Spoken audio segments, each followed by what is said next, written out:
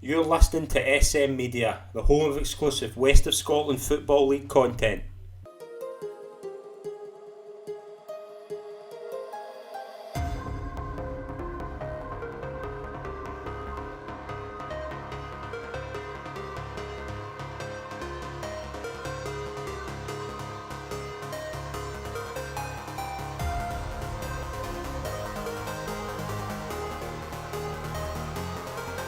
Hi, folks, and welcome to this week's episode of the SM Media West of Scotland Football Show. I'm Scott McPike. It's an absolute pleasure to be your host as always.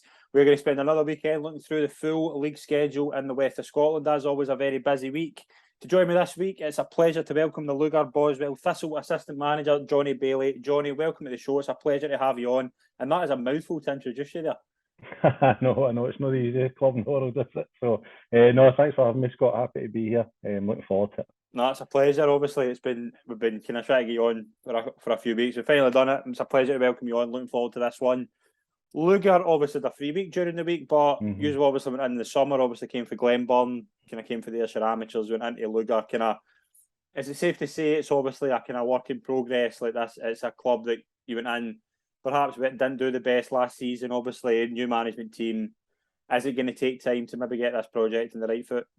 Aye, no, it definitely is. I mean, it came completely out of the blue, I think, because we'd left Glenburn and then 2 weeks later we were up at Lugar. But it was, like I said, it was completely out of the blue. They approached George and said that they'd like to speak to us, and we went up and spoke to them. And I think there was only about 8 or 9 boys that were left from last year. Obviously, last year was disappointing for them, but I think it was disappointing for a lot of teams just because of the disparity in some of the leagues.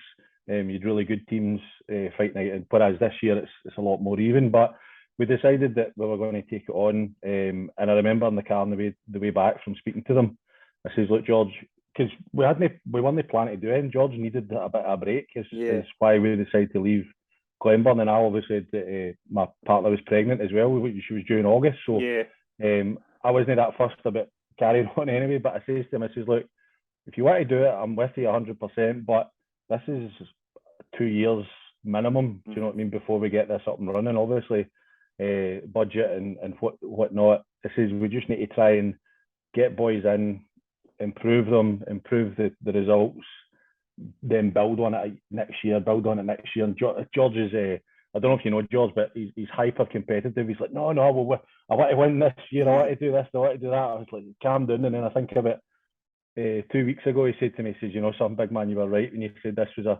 a project, and it is. But we're enjoying it. We are enjoying it. The committee and everybody up there has been really supportive, really good. The boys have been excellent. They've bought into everything we're asking them to do. We just need results just to turn a wee bit for us. Conceding too many goals the last couple of games and stuff like that, which has been really, really disappointing. But we're trying to just get it right and get it moving. And once it does, then I'm sure we'll be fine. I've got every confidence in the boys to turn it around and start picking up results. Yeah, obviously as well with that league, it's a bit of a weird league. I'm sure we'll come on to it later on, but everybody can beat everybody in that league. It's so frantic. But just looking at the start, the first game of the season was a home draw against East Kilbride. There was a lot of hype about East Kilbride going into the start of the season with who they've kind of brought in. KLO a 1-0 defeat in the next game. But I mean, it's the only team to beat the league leaders, Lark Hall. That's kind of like the start of the season, 4 points with 3 games, and obviously kind of it's been a bit of a struggle since, apart from obviously the 3-2 in the Junior Cup against Forfar. But what was the kind of the start? Was that a bit more than you kind of thought at the start of the season, like particularly Lark Hall, and how tight that league is? Because I mean, we were trying to predict it, and it was so hard just to get a grip on who's actually in. You see that kind of two of the teams that were fancied to do pretty well. Like I'm just thinking of East Kilbride and Girvan already have new managers, so it shows you that league is it's a bit frantic, isn't it? Aye. I mean, we looked at the start of the season, and really when you get into the third division, the only way that I think you can really look at it in terms of predictions is budget wise. Because do you know what I mean? And we knew that obviously teams like Girvan and Ardrossan and East Kilbride with the players that they're attracting, so you assume that they're going to be up there because of their budgets relative to ours. So when we looked at the start of the season, we didn't know much about Lark Hall, but when we looked at the start of the season, we knew East Kilbride, we had to play Girvan as well, and obviously get into Kello in the Wednesday night and stuff like that. So we were hoping to pick up a few points. We played really well against East Kilbride. We're unlucky to draw, but they'll probably say the same because they missed a penalty in the last kind of 5 minutes. So it was one of the ones where both teams felt they should have won it, but a draw was probably fair on the whole. And then went down to Kello, and Kello done a job on us. Basically, they defended really, really well. We missed a lot of chances, and then they caught us with a sucker punch in the last kind of 5 minutes, and it was quite deflating, the Kello one. And then I missed the next two. I missed the Girvan one and the Larkhall one. But I heard we didn't play well at Girvan. Then obviously we get the victory against Larkhall, and then since then it's just been really tough. You know, it's like I said, we've had a lot of changes at the back, particularly trying to get a settled team, a settled back four, and we're still learning about the players and where they can play and how they can play, and we're still trying to work out what's the best system, what's the best tactics, all that kind of stuff is still something that we're learning, and we've been hit with a couple of sore ones. Obviously, Finnart and Irvin Vicks were particularly sore, and then last Saturday against Bells Hill, from a winning position was a gut punch, to be honest. But the 3 weeks probably came at a good time. We go to Glenafton this weekend, which will be a nice easy one to get the confidence up for the boys. So, and then we just kind of go for there. I think we play New Mains, Saltcoats and things like that. So these are teams that are round about us. I'd said to the boys before the Bells Hill game, we play Bells Hill, Saltcoats, New Mains, who are all round about us. This is when we want to pick up points, because if you look at the teams we've played already, they're all kind of up the top of the league. So you're looking at the teams round about us to where we can pick up points, and hopefully in the next month we can do that. Absolutely, yeah. Obviously, we'll talk about later on about obviously the third division, and then we'll preview a couple of games coming up for Lugar. And as you say, kind of big game on Saturday, obviously in the Junior Cup. We'll get your thoughts now later on, but we'll get into the action over the weekend. A lot to get through here, a lot of goals as always. But where else to start? But as always, the Premier Division. We'll just run through the results over the weekend. Glenafton 2, Darvel 2 on Friday night. Atherley 11, Petershill 1. Auchinleck 1, Rob Roy 2, Clydebank 3, Largs 2, Cumnock 3, B3, Irvine Meadow 4, Hurlford 3, Colwyn 1, Pollock 1, and Troon 1, Cambuslang 0. The first thing that jumps out at you there is some tight contests, with the exception of one game. But we'll leave that till a bit later on, because I want to start on Friday night. Big night for Glenafton, the first game under the new floodlights on Friday night, home to Darvel, the defending champions. I wasn't there. I was meant to go, but obviously something come up. But a massively weird game of football by the sounds of it. But I've spoken to a lot of people at this game, and you hear different stories from different people. I think the one thing I think a lot of people agree on is that there was a lot of controversy in the game, particularly around the red card. I don't know if you've seen it, Johnny. I did. I watched the highlights this afternoon. It's not a red card. It's not a red card. It's one of those where you can't give that as a red card. It's so. I didn't even at first glance. Obviously, we were looking for the guy filming in the crowd, but I don't even know if it looked like a foul. To be honest, never mind a red card. It's not. It's a weird one. It's a weird one. I don't understand what it was, but I think by all reports, what I've heard is that changed the game. Obviously, Glenafton went 1-0 up through Shug Care. 2 terrific goals from Ian McShane, if you've seen them. 2 really good goals, and just shows you how good he actually is when he's on form. Darvel were kind of trying to get a foothold in the game. Glenafton, obviously, with the man advantage, kind of made them struggle. Shug Care got a second goal, brought it back to 2 each. Mick obviously gets sent off as well in the stand.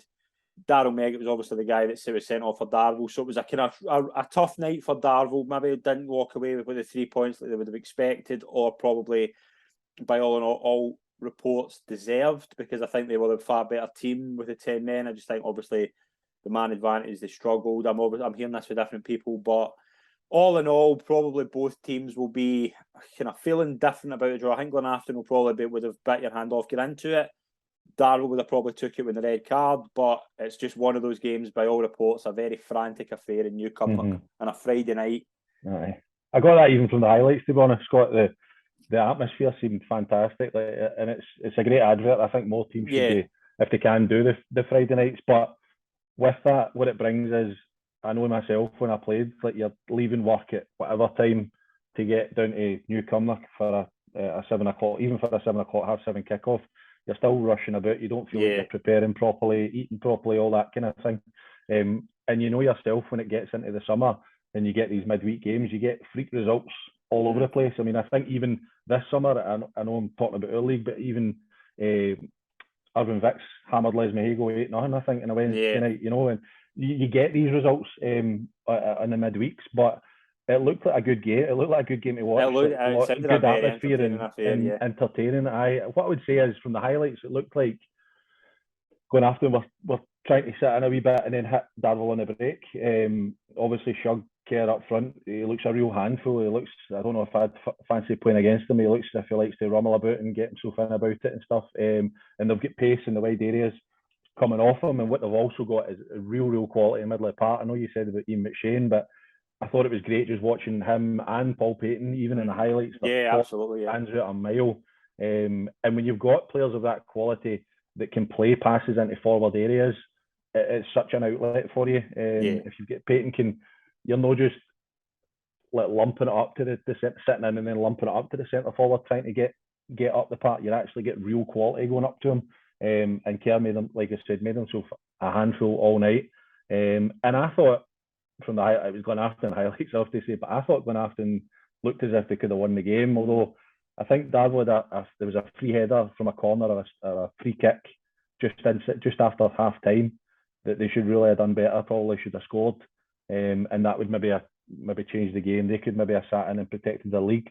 But Darvel will be disappointed to drop points. Of course they will. They'll be even more disappointed they'll miss Darrell Meggett for the next 2 or 3 games or whatever he gets suspension. But I'm sure they'll be fine. They've got enough of a squad that they can bring somebody else in. Yeah, I mean we'll go through it at the end just how tight this league is. We've been talking about the first division being tight, but that when you actually look at this table, it's freaky how tight it is. But Darvel obviously sat in 13 points. They're top in goal difference, but joining them at the top again are Kirkintilloch Rob Roy, a massive 2-1 away victory over Auchinleck Talbot. There's 2 things to look at here. Obviously, Rob Roy were an excellent result for them going to Auchinleck. I think going to Auchinleck, there'll still be that fear factor with teams like Rob Roy. Like, we know Beechwood's a fortress, but going there and getting that result will give them massive confidence. And again, we just talk about Stuart Maxwell every week. The job he's done at Rob Roy I know budgets have taken over the kind of conversation with a lot of people, but again, you look at Rob Roy's progress in the last couple of years, and going to Auchinleck and winning is massive for them. No, absolutely. I mean, everybody, when you're at teams like Rob Roy, you're looking at Auchinleck thinking, can we nick something? Can we get a point? We'd be delighted to walk away with 1 point to help us up the league. But again, I watched the highlights this afternoon. They looked as if they were content to kind of sit in and frustrate Auchinleck, particularly in the first half. And I don't think Auchinleck had any real answers for them, to be honest. And then got them with a sucker punch. Auchinleck got the man sent off as well, which was a red card. Yeah. I thought it definitely was a red card. And then Rob Roy got a man sent off again. And then when Rob Roy got the man sent off, it looked as if Auchinleck were coming right back into it, as we've seen them do so many times. But Max will be absolutely delighted with them being able to see out the win, and deserved from what I saw on the highlights. Yeah, and he's done a great job. Like, absolutely. It's one of those things where continuity is so important, you know, and he's been there for so long, and he's built a squad. He's no doubt built a culture in a way that you have to be when you come to the club, and the way he wants you to act and the way he wants you to play and stuff like that. And it does pay dividends, and I think it's something that a lot of clubs could look at, because I know they flirted with relegation a couple of times, but they've always done enough to keep themselves up, especially last year when I think they stayed up pretty comfortably with so many teams going down. But he's done a great job. He's done a great job there, keeping them in the Premier League for so long. Yeah, absolutely. From an Auchinleck perspective, I think there's a few things to touch on. Obviously, injuries are playing a factor. You look at just obviously Kieran Healy's out, Craig McCracken's injured, Aidan Wilson. There's 3 massive players, and particularly 3 players who've kind of got that, as you say, continuity. Jamie's obviously left to go to Darvel. This is a tough spell for Auchinleck, and I think there's a thing as well with the support. Like, tough spells can happen in football, but with Auchinleck, when you've had that level of success for so long and it's been so consistent, like last season, didn't win the league but still won 2 cups, so you would probably have Auchinleck would say that's probably a successful season. Fair enough, I get that, but that's a tough wee spell. And I know you look at the table and we look how tight it is, and they're still only 5 points from top of the table. But that losing to Rob Roy, kind of defeats to Darvel, kind of things like that. It's just a kind of bad, maybe a rocky patch at the moment for Auchinleck, and we know Auchinleck can come out of things like that. And they're the masters at getting results from nowhere, but maybe just a wee rocky time for them at the moment. Maybe a time for a bit of freshness, maybe a couple of players coming in. It's just been I certainly think there'll be a lot of disappointed people in Auchinleck so far. I know there will be, and they're a tough fan base to please, even with the success that they've had. But for me, I feel that I think Auchinleck's in a bit of a transition period just now. They went from being the like I said, the top dogs where they could pretty much, Tucker can go and sign any player he wants, just phone him up and say it's Tommy Sloan for Auchinleck, and the boy will say, right, where do I sign? Yeah. Whereas I don't think that's the case now. Yeah, I think there's a lot more. Yeah, you see, there's a lot more to it, and I think especially, and this might be a bit controversial, but I think with young boys as well, particularly, we know what Tommy's like and how good he is at it, but boys talk within football about what it's like and all that kind of thing, and I don't know if young boys will be as up for the fight as Tommy maybe wants them to, and I think he might get a bit frustrated with some of the young ones, and he's being quite selective about the ones that he goes and picks and the ones he goes and signs. So I think they're just in a wee bit of a transition, to be honest. But listen, he deserves all the time in the world. He deserves as long as he wants to get it right. Do you know what I mean? Because he's had 20 years of nothing but success and trophies. So anybody questioning Tommy is off their heads, to be honest. And it's that thing as well, when you've had that level of success for so long and that continuity, when it does get rocky, and Auchinleck, when you're that dominant, as you say, the fan base can be very tough without realising it. And I think it's just that thing here. I think there's you see a lot of kind of moans and groans, but it's that thing of like, we're not the kings of the hill as we were. Like, not that they can't be, but there are teams, as you say, like, we'll just look at that league. I mean, there's so many good teams in it. Teams going and attracting players from a higher level and not going to Auchinleck kind of thing. So it shows you, like, there are, despite Auchinleck obviously still having arguably one of the best teams in the league, there are other teams creeping up on them. And when you get that kind of mixture, it's tough. And it's tough to kind of get that consistency. And, I mean, 2 wins for 6 games in the league, it's not bad. I mean, you look at the table, they're nowhere near out of it. Not by a long shot, but there certainly won't be that level of happiness. But it'll be interesting to see what happens with Auchinleck. But a massive win for Rob Roy. Congratulations to them. Cumnock had a big chance to go top of the table, and they nearly did. It was a very frantic game at Townhead. Bees were 1-0 and 2-1 down to Cumnock, and Bees then got it back to 3-2. But a Brandon Sharp late equaliser rescued a point for Cumnock, and they hold on to Rob Roy and Darvel at the top of the league. They're all top on 13 points. Obviously, goal difference is a mixture, but a very frantic game at Townhead by the sounds of it. Absolutely. I think Brian has come in at the start of the season. He's had a great start of the season, but one thing Brian will do is get his team organised and fit and playing really well and getting playing for each other and things like that. I know he's brought a couple of boys from Irvine Meadow that were with him as well, and they'll bring that. They'll fit seamlessly into what he wants them to do and stuff, and they've got quality in the forward areas. They've got quality in industry in the middle part with Young Fry and Jamie Wilson. So they'll be really hard to beat, I think, this year.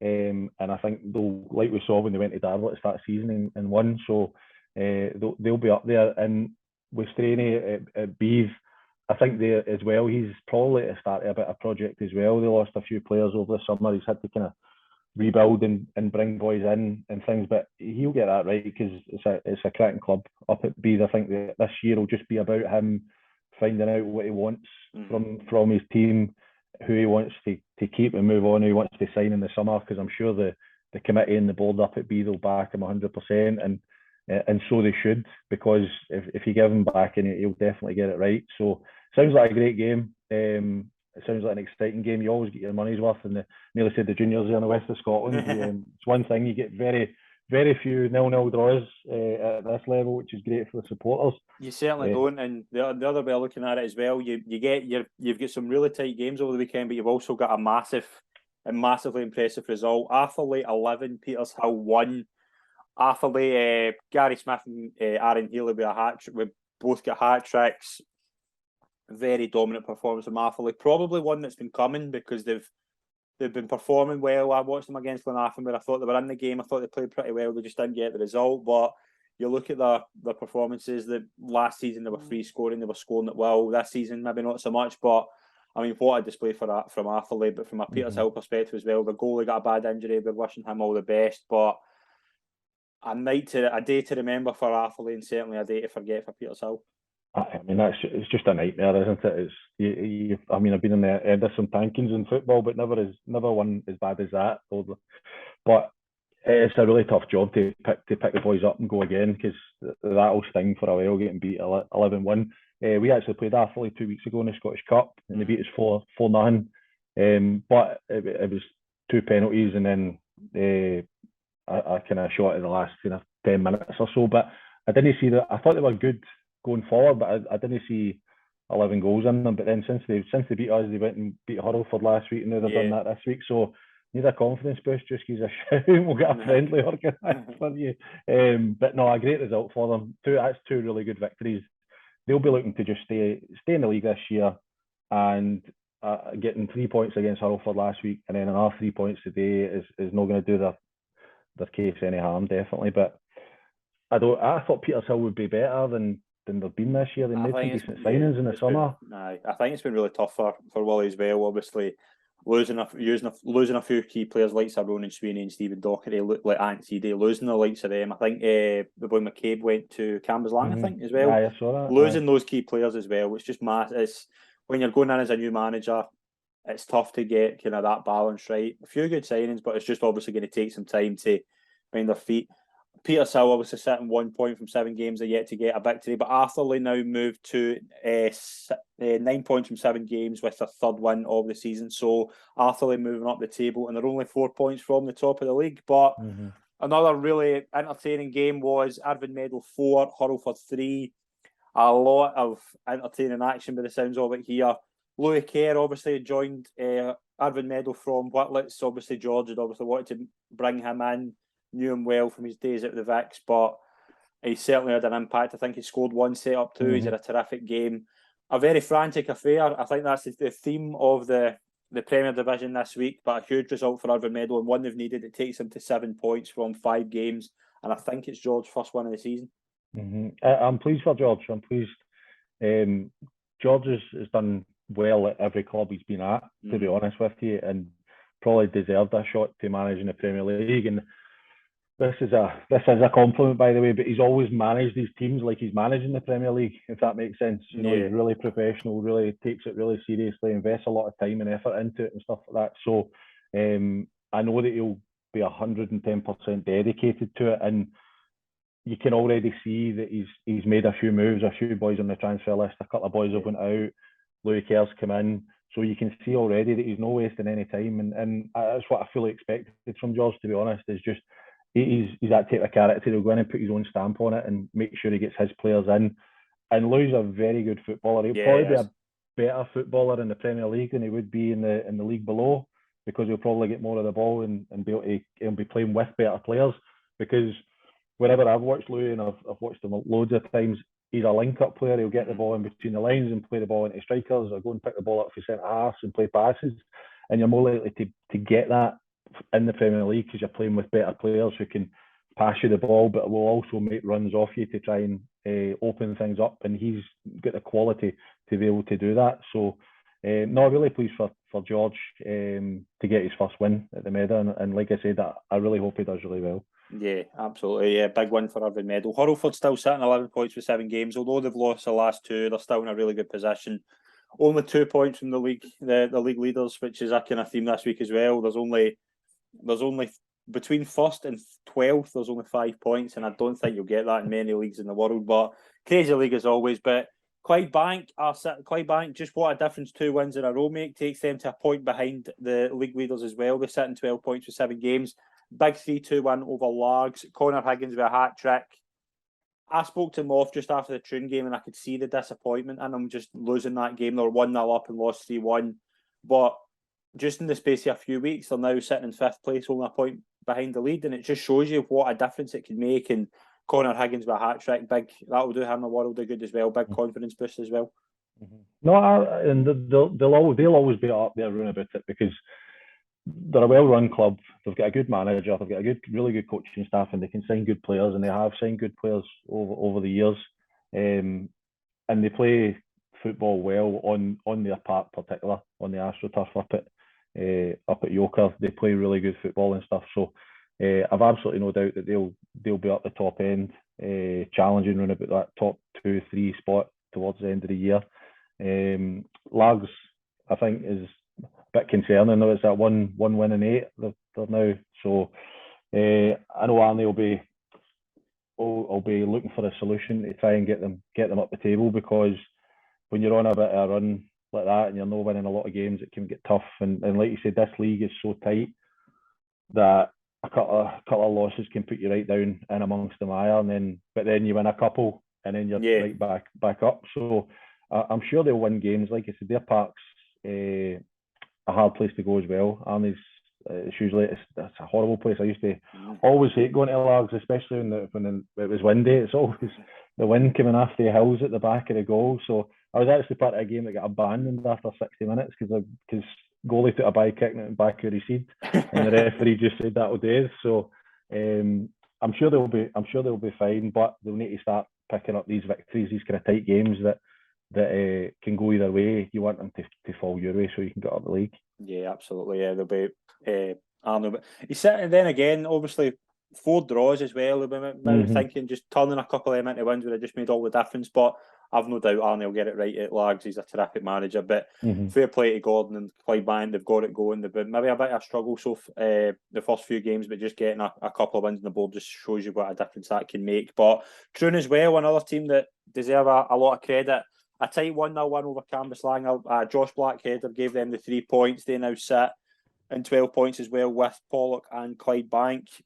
Big win for Troon. Not the best game by all reports, but they're the games you need to win. There's difficult for Cambuslang. They're obviously sitting in 3 points for 7 games. They'll be hoping for better. I think they are beginning to kind of struggle with the kind of top division, but they've got certainly 2 managers who know how to do it. On the other hand, Troon, big result for them as well. I think for Cambuslang, when they came up, when you make that step up into Premier League or whatever, you need goals. You need to score goals, and they lost their 2 main goal threats, and Big Gemmell and the young lad that went to Queen's Park. Is that right? Wilson, Aye, so you're always going to struggle because you need to score goals. You need to score. As we said, there's no many 0-0s in these leagues, so you need to be able to score goals, and I think that's where they are going to struggle this year a wee bit.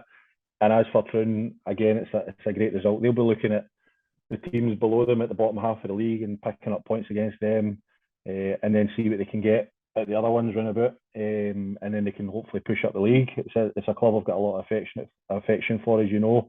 So I want to see them do really well and progress.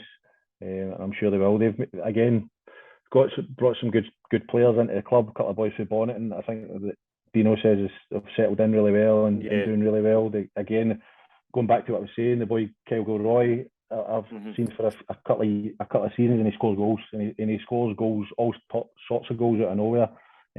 So he'll help them a lot in their quest to kind of push up that league, definitely. Yeah, absolutely. Final game was Pollock 1, Kilwinning 1. Probably not a surprise in terms of the result. Pollock took the lead, and then obviously Kilwinning drew back just before the end. Probably a result I don't think any of us are surprised by. 2 very even teams, and probably 2 teams that would probably be happy with a point against each other. I mean, I think Gomes has obviously come in there and he's been backed for the committee and the board, and he's brought in a lot of experience. Mark Miller, Chris Miller, and Kevin Nichol, and boys like that. So they'll be looking to challenge at the top end. I would imagine that would be the expectations. But again, it's going to take time for David to get his message across. I know he wants to play football the right way and do all the right things. So it takes time to put these things into practice. But if you bring experienced players in, then they can normally carry out that message quicker than maybe if you're investing in young boys and you're trying to get them to do something they've never done before. But no, a fairly even result. I watched the highlights of that one as well, and I thought that I didn't think there was much in it. There wasn't didn't appear to be many clear-cut chances in the game where you'd be thinking that one team or the other would be disappointed at not getting the 3 points. I think a draw is probably fair. Yeah, absolutely. But a big weekend in the Premier Division as well, when it's obviously meant that league is very hectic. We'll post the leagues later on, but I was just looking there, Scott. I was looking at the league table. Am I right? Auchinleck only scored 6 goals in 6 games. Yeah. See, that's so unusual. Yeah. And you met that, yeah, and it's that thing as well that that's just getting that together, that kind of continuity and getting, like, Shanker's obviously coming back as well. Yeah, it's good to see him back. Yeah, definitely. Like Brian Boyle losing Jamie Glasgow's huge, and I wouldn't imagine Tucker wouldn't be sitting going, he'll be looking for a replacement for Jamie Glasgow, because losing that creativity will be key, particularly for a side at Auchinleck. They're not going to play off top class football, but having that creative influence now not there, I would imagine he'll be looking to replace that. But yeah, that's the one thing that catches my eye as well. But it's just a hectic league. But let's move on to another hectic league, as always, the league that keeps on giving. The First Division. Drumchapel are now sitting top of the league. They are now on 15 points from 7 games. A 3-0 win over Neilston. Green, Docherty and Templeton with the goals. 4 wins in a row now for Drumchapel. Again, you would have probably said 3 weeks ago they're probably sitting in 12th or 11th or something. Now they're sitting top of the league, and it just shows you all you need is a few wins in a row in this league and you can be top of it. And your experienced players to step up. Yes. Again, they've invested well in the playing squad, brought in some real quality to have no doubt to try and get out of that league and get into the top division.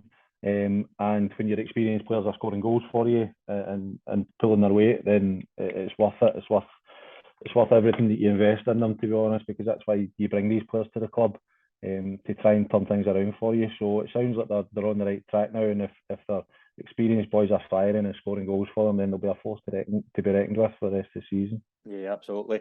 Big result as well for Shotts, a 2-1 win over the old league leaders Kilbirnie. Again, one of those results that can happen in this league. O'Donnell and Kelly with the goals for Shotts. That'll be a huge 3 points, particularly at home against a team like Kilbirnie, who a lot of people fancy to be maybe the team to beat in this league. Big 3 points for joining his team. No, I thought that Shotts would be up challenging for this.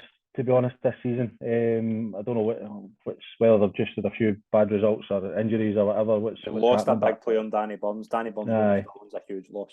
Aye, no, definitely. But I thought they would be up challenging. As with Kilbirnie, I thought with Tommy, I thought given his teams at Greenock, I thought he would have them fit, hard to beat, really good, a really strong, cohesive unit, and I thought that's what would get them out of this league, because as you said, it's going to be so tight that these wee 2-1s and 1-0s and 3-2s, these are the results that are going to get these teams out of that league, and I thought Tommy would bring that to Kilbirnie, and it's no surprise to see them up the top end of the table, definitely. Yeah, St Roch's a huge 4-1 win away to Blantyre as well. Davies had a tremendous start there when you actually look at that. I think he lost his first 2 games, but what a start he's had since then.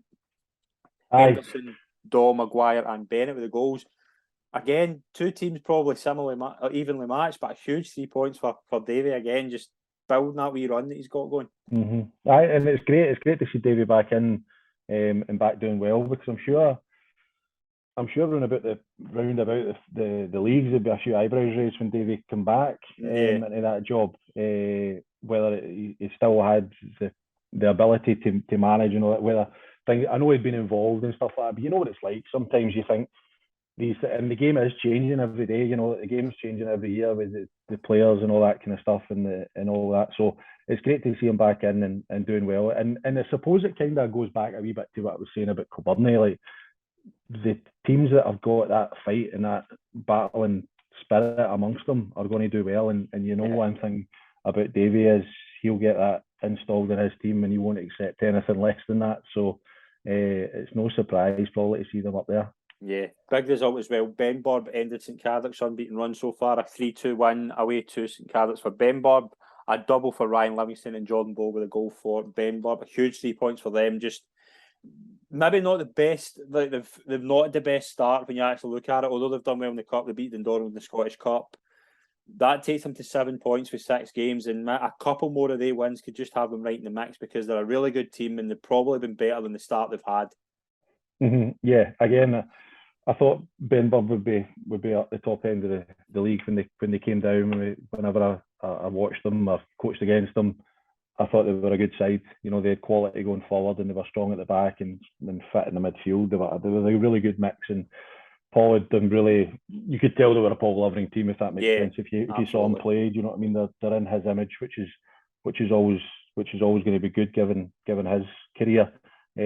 So I expected them to be up the top end. I expected most of the teams that came down to be up the top challenging, but it's not easy. I mean, it's not easy, Scott. It's not easy to win football games, you know, at any level. So these wee results that go for you, this could maybe just springboard their season into something else. And I'm sure St Cadoc's will be disappointed being where they are as well. I'm sure the expectations at that club, given what I've heard, the expectations are that they want to be at the top, challenging to get into that Premier League as well. So I'm sure they'll be looking to improve their results soon and get pushed up that table as well. Yeah. Big result for Cumbernauld United, a convincing 6-1 performance at home to Bonnet, and Mark Hansen with a double in goals with Fulton, Bembo, McNeil and Fellows. Again, just a big convincing performance. When you're scoring goals and it's all going right, then you can't ask for any more, and Tony will be delighted with that. Aye, no, it's just a textbook win, isn't it, really? I think Bonnet are struggling. Bonnet are a bit, they're not having the best of times. They didn't have the best of time last year, and it looks as if it's carried on with the new manager, unfortunately for Ross. But I felt that last year they were probably in a bit of a false position in terms of getting catapulted into the Premier League.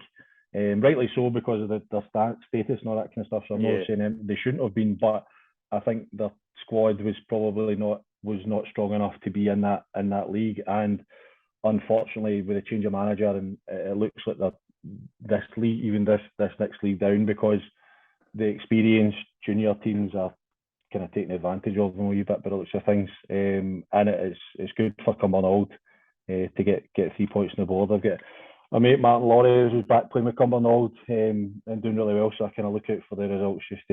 He's always posting pictures of himself on Facebook playing with Cumbernauld, so it's always good to see.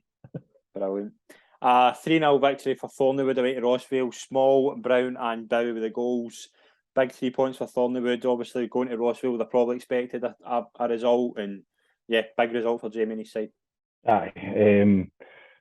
Rossvale, it was well documented, all the carry on in the summer and stuff like that, so I don't think anybody's really surprised to see. But it's a shame. It's a shame because I remember when they were in the Premier League and Gomes was the manager and they were flying, they were doing well, they were competing at that level, and it's just such a shame to see the whole things went belly up, to be honest.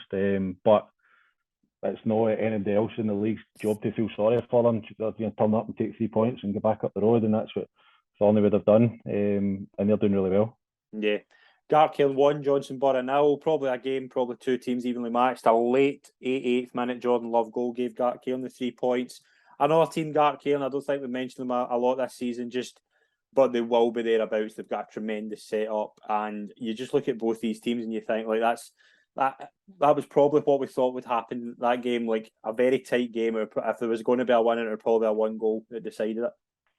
I know, definitely, and I like Johnston Borough. I do. I think Jamie's really good at bringing young boys in and playing football the right way, and he runs it really professionally and all these kind of things. So again, we played them pre-season a couple of years ago when I was at Troon, and I was really impressed with him and his side.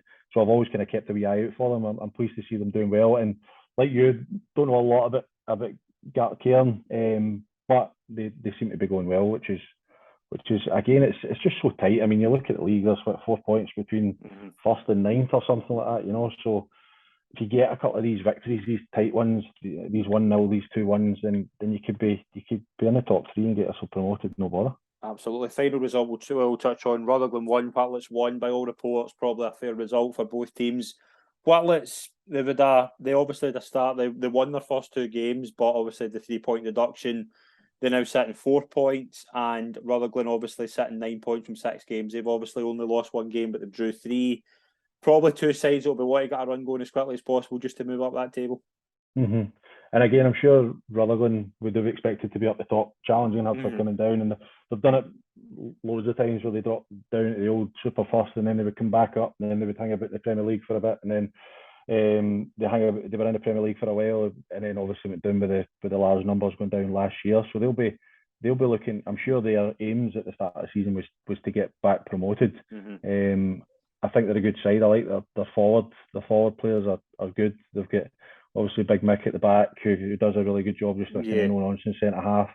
And as for Whitlett's, probably a wee bit of transition as well with Gordon coming in being the manager, but it's tough. I mean, it's really tough. Your first managerial job. You're in an absolutely cutthroat league, and you need to start picking up victories. You need to win games.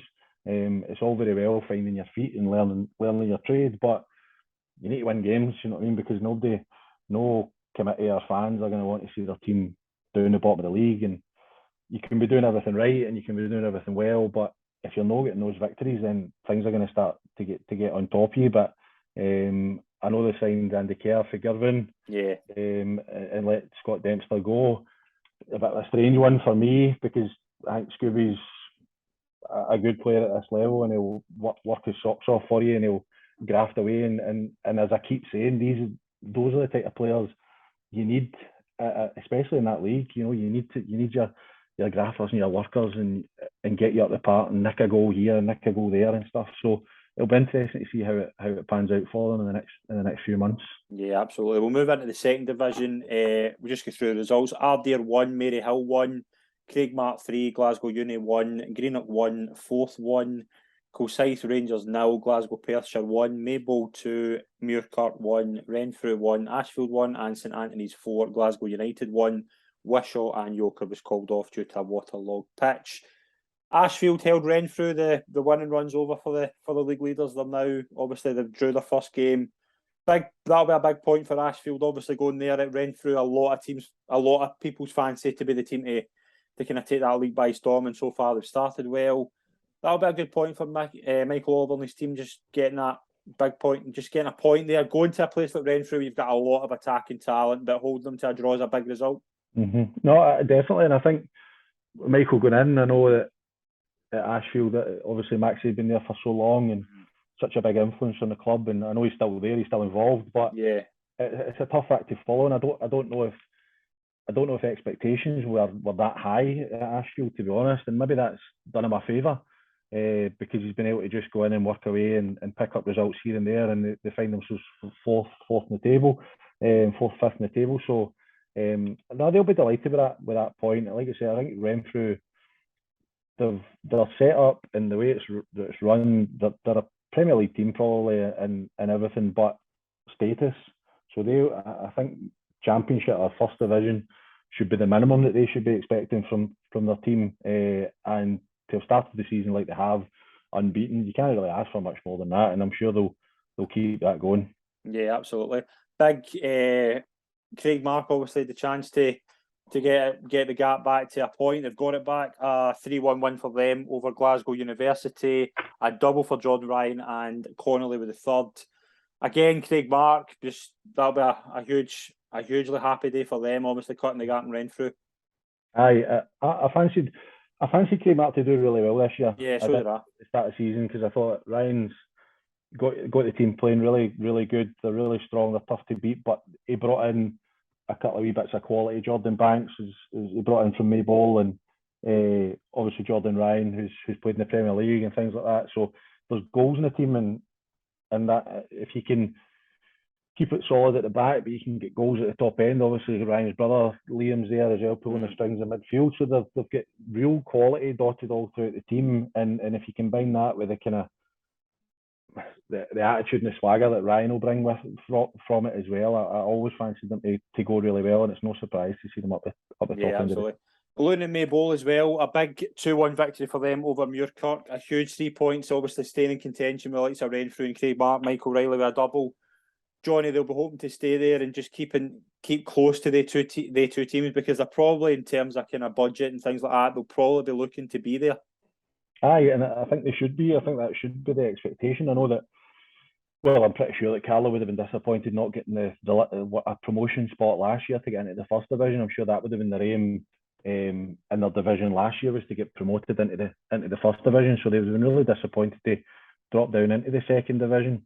And I know that, as you say, I know they invest heavily in their playing squad, and the expectation should really be promotion and nothing else. So, but they seem to have won. There's been a lot of kind of tight games. I think they've had a lot of kind of one-goal victories and things like that. So that shows that Carlo's instilled a wee bit of fight in them to get those victories over the line, and to pick up 3 points. And as we're coming into the winter, I know everybody knows Maybell's not a nice place to go when the weather turns. So if they can pick up a few more victories at home over the winter period, then hopefully they'll be up there. Because I'd like to see Craigmart and Maybell both go up if possible, because it's clubs that I've been at, I've played at, and I've coached at. So I'd like to see them two go up if possible. Yeah, absolutely. Just on a run through the other results.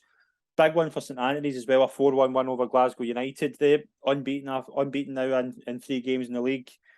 They'll be happy with that. They'll be happy just to get a win on the board. Glasgow United have been kind of just getting to that point now as well. With St Anthony's are sitting in 8 points, Glasgow United in 6. St Anthony's obviously go above them. They'll be happy with that, and obviously getting 4 goals as well. Milani, Carballo, Hampson, and Jed Dobbs. It's just one of those games where everything seemed to go right for Danny and his team. Mm-hmm. No, and like you said, 3 points when you're bottom half of the table. I think there's 6 points or 5 points between 8th and the bottom. So if you're looking to progress and stay in the league, then you need to pick up these points opportunity too. And Glasgow United seem to be struggling a wee bit. So it's important when you play these teams that you manage to pick up these victories. Absolutely, yeah, big result for them. Glasgow Perthshire as well. What a kind of run they've had recently. Unbeaten in 4, won 3 of the last 4 games as well. Takes them to 11 points. They had a really tough start. A lot of people thought they would struggle, but going to Kilsyth and winning 1-0. Kilsyth struggling a wee bit, obviously, in the managerial situation. We don't know kind of what's going on there, but huge win for them. Just get a brilliant run, and they'll be wanting to keep it going. Mm-hmm. And like you said, momentum is really, really important in football. We played Glasgow Perthshire in pre-season, and you could tell, like I said, you know the type of football they're going to play and the way they're going to work and stuff like that. And they I can't remember this. What was this score? Did we draw 5-4 each or something like that? It was another great game for the neutrals if you were in. So, but they were, like I said, they were big and they were strong and they were physical. But you could tell they're going to be hard to beat. They're going to be hard team to put away. And as I've said to you before, nowadays, if you've got that in your team, you'll pick up victories where maybe you wouldn't normally, because it's probably becoming less and less at our level in terms of boys that are willing to roll their sleeves up and get stuck in. So if you've got a team, and Billie's got a team like that he'll put that into them, whether they like it or not. Do you know what I mean? Yeah. So, absolutely. And it's obviously paying dividends. So I thought they would maybe struggle this year as well, but I'm pleased to see that they're doing well. Yeah, definitely. The other 2 results, probably 2 results that don't really come as much a surprise. Ardere won, Maryhill won. Both I think they're both sitting second bottom and bottom of the league. And Greenock won 4th one again. They're sitting same amount of points as well. 2 probably results we wouldn't have been surprised by. So it kind of means that second division's probably not really changed as much. Obviously Renfrew coming back a wee bit, but yeah, another entertaining weekend in the second division. Let's move into the third division. We'll get your thoughts on the games over the weekend. East Kilbride Thistle 2, Vale of Leven 0. Fanart 1, Ardrossan 5. Girvan 0, Vale of Clyde 6. Irvine 4, Newmains 0. Kelowna 3, Dalry 0. Larkhill 4, Carluke 0. Lesmahago 2, Port Glasgow 4. Royal Albert 1, Lanark 4. A lot of real kind of comprehensive victories. I'm just looking at kind of Ardrossan going to Fanart, winning 5-1. Vale of Clyde 6-0 away to Girvan. Arvin Vic, Kello, Larkhall, and obviously some massive victories for them. Like, what results kind of stood out to you over the weekend in the third? I think the Ardrossan one stood out for me. Fanart, when we played, Fanart gave us a right good going over, to be fair to them, and they played some lovely stuff, some really good football. I was really impressed with them, the way they played, the way they passed the ball. But I think what they maybe do lack is a wee bit of experience and a wee bit of streetwise amongst them. And when you play as expansive and as free flowing as they do, there's always a chance where you can end up on the other end of a bad result, and maybe that's what's happened at the weekend for them. But Frielzy at Ardrossan again, he's brought in a lot of experienced players. They've signed obviously Mark Curra. Mark Curra looks a great bit of business already. I think that's 2 hat-tricks in a row. Aye, so they've obviously backed Gav to get them out of that league, because again, with the type of club they are and the stature of the club, they should be further up the league, second division, first division probably, and they've backed Frielzy with bringing in Liam McGuinness and Ricky Henry and boys like that. So those are the type of players that will get them over the line, and if they can get goals at the other end from Mark, then I'm sure they'll get going. They just need to, for me, they just need to find a bit of consistency now, and they just need to go, if they're going to go up and they're going to be challenging, which I'm sure is the expectation at Ardrossan, then they need to just get a wee bit of consistency going and put a wee run together, probably. Yeah. And you look at that league as well, like the top 6 in the league all winning this weekend. It shows you like they're all capable of big results. Like Lark Hall, obviously 4-0. Kello, Sean Armour with a hat-trick for them and a 3-0 win over Dalry. And you look at like, so obviously Port Glasgow, a big win for them, going to Les Mahago and winning 4-2. And our friend A. Trialist with a hat-trick. So he, for the amount of clubs he's played for this season, he gets about and scores goals, doesn't he? He does. I've heard a rumour that A. Trialist's name is actually A. McCoist. So I know I heard a rumour. I don't know if it's true, but my sources tell me that Ali McCoist's boy was the trialist. I did not know that. So that was apparently what my sources have told me, that he's come in and looked $1 million and bagged a hat trick at the weekend. So they'll be hoping to get pen to paper with him as soon as they possibly can. He's certainly done himself no harm with a hat trick, and I imagine his name. If that's who he is, then his name would probably be enough for a lot of fans. I hope Stevie's signed him by the time this goes out, because he'll be raging to have every manager in the league on the podium after this. And if it's not true, we would like to apologise to the McCoy's family. But absolutely. Again, it's the sort of thing. A big result for them. I thought with Port Glasgow, the signing that the players have signed, Kieran Milliken as well. What a signing he will be! Just that experience will be essential.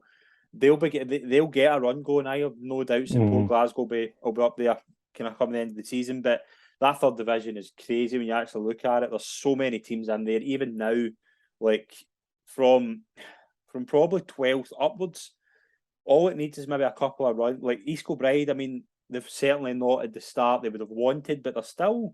I mean, they're not out of it either. I mean, they're 5 points behind Les Mahago in 7th, and they'll be hoping to just get a run going. I don't know what the managerial situation is going to be there, but there's a lot of teams in there that are.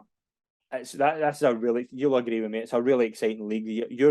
Every week you're going to be playing against a good team. I don't think there's any doubt of that. Aye, I mean it's hyper competitive at the very least. You know, all the teams that you don't really. I wouldn't say that we would go into any game thinking this team's miles better than us, but they're capable of beating us. Of course they are. Yeah.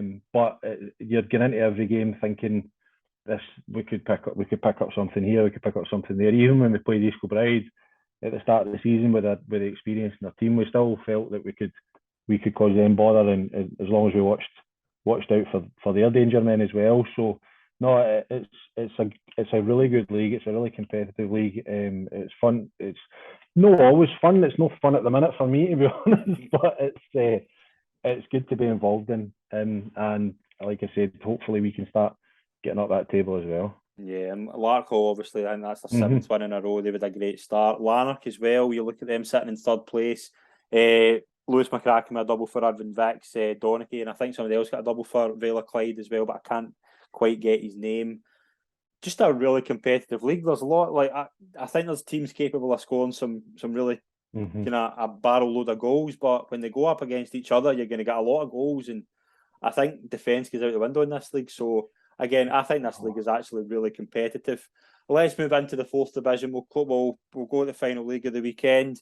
Kilsyth Athletic had to come from behind to beat Campbelltown. We spoke to Bailey last week on the show, and we were asking about the trip. He will be happy. I would imagine he would be delighted to come back to Kilsyth with 3 points after that long bus journey. No, absolutely. And I listened to the show, and he came across really well. He's really good, yeah. Aye, He's going to have a bright future. Definitely. So it looks as if they've started so well. Again, they just need to keep that going and maintain that momentum that they've built up. Seven wins from 7. You can't really ask for any better than that.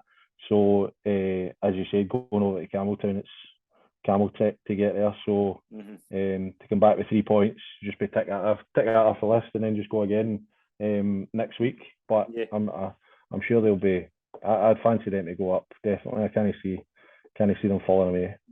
Yeah, they've done a really good start as well. It obviously keeps the run going, and sometimes you have to dig your socks in, and that journey won't be easy. And getting that 3 points will be all that mattered, and end up. Threave and West Park obviously remain in second and third with 3-0 victories over Eglinton and St Peters.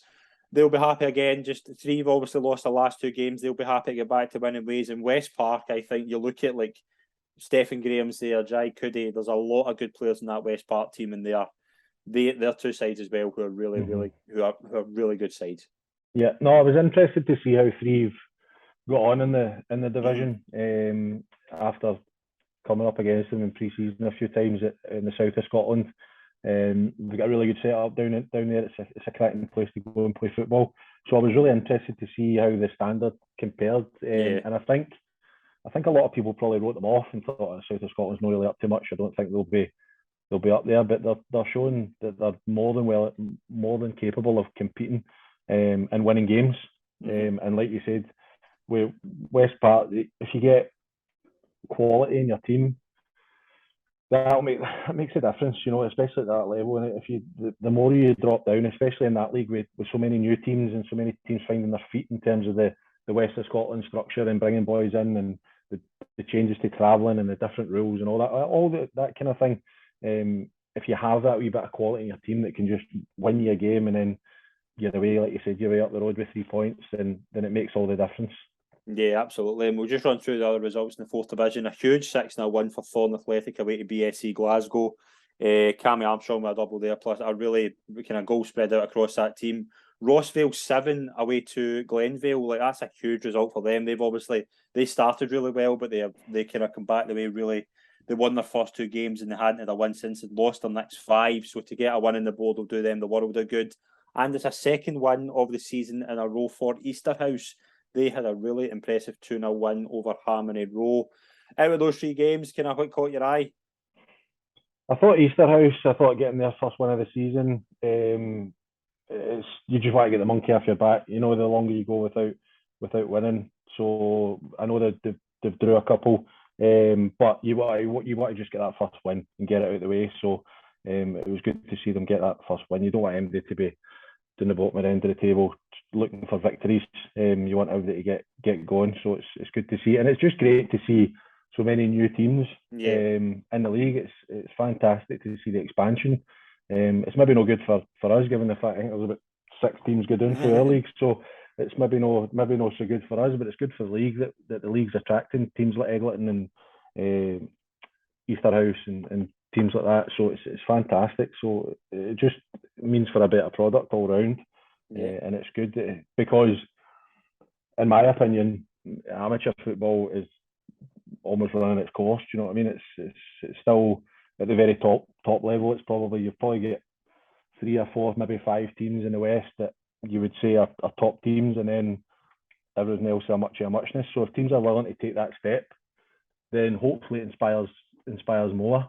Because I think it's needed. I think it really is. I don't see any reason why teams like, sorry, I'm veering off on a tangent here, but I don't see any reason why teams like St Patrick's and Glenburn and Shotleys and teams like that can't make that step as well. Into the West of Scotland, and hopefully looking at teams like Eglinton and Easterhouse and Harmony Row and Glenvale and teams like that, then hopefully that inspires them a wee bit to do that as well. Yeah, absolutely. I mean, that's something I think we'll see more of in the next few years. Like Eglinton's a perfect example. Like they came from the Ayrshire Amateurs. They probably weren't doing great in the Ayrshire Amateurs, but they're coming up. They're giving it the best shot. Willie's a tremendously ambitious guy. He knows, and when you speak to him, he's desperate to work in this project. And you see, like, there's so many good teams who could take that step up. But we'll talk. Obviously, we'll obviously wrapped up the results. We'll touch a wee bit on what's coming up for Lugar.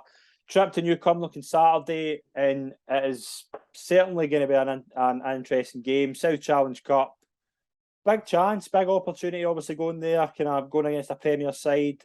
How's it? How do you kind of feel about that game?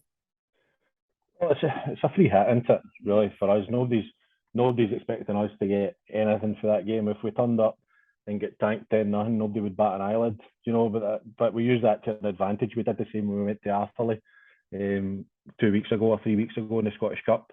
We'll set up the way that we want to set up to try and make it difficult for them, and we can see what we can get on the back end. I think the aim is really, for us going into the game, is just try and keep it tight for as long as we can, you know, just try and see if we can frustrate them and keep it tight first 20 minutes. The last thing you want to do when you go to play these good teams is lose an early goal, and then the kind of heads can go down and the floodgates can open. But the longer you keep it going, then maybe the more they get frustrated. I don't know what Steve will do with his team, whether he'll rotate them or whether he'll just keep them strong. I expect, knowing him, he'll probably keep them strong because I know how competitive he is and he wants to win every game. So we'll go there expecting a really, really tough game, but we'll give it everything we've got, and we'll see what we can do, definitely. Jonny, we're wishing you all the best for the season ahead. It's been an absolute pleasure to have you on the show. Thank you very much for coming on. No problem, Scott. I really enjoyed it. Thanks very much. Brilliant. Pleasure. Thank you very much for having us tuned in. Please follow our YouTube and podcast channels for more consistent West of Scotland football content, and as well our social media pages. You will see consistent West of Scotland coverage on that every day. Thanks very much, everyone. We'll see you soon. Cheers.